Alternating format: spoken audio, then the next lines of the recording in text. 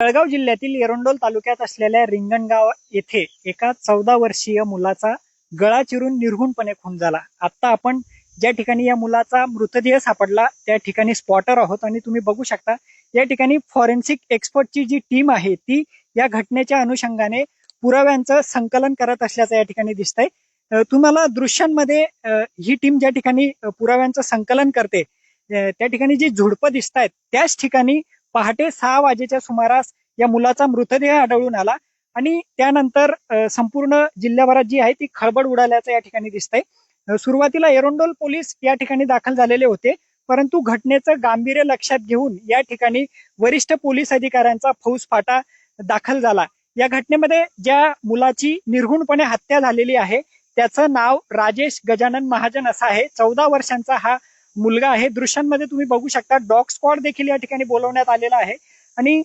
पुराव्यांचं संकलन जे आहे ते पोलिसांकडून केलं जात आहे। राजेश महाजन हा 14 वर्षीय मुलगा काल संध्याकाळी बेपत्ता झालेला होता। रात्री उशिरापर्यंत तो घरी जेवायला परत आला नाही, त्यामुळे त्याच्या कुटुंबियांनी शोधाशोध सुरू केली आणि रात्री उशिरापर्यंत राजेश घरी परतला नाही, त्यामुळे त्याचा घातपात झालेला आहे का या दृष्टीने गावकऱ्यांना संशय आला आणि त्यानंतर त्याची शोधाशोध केली गेली।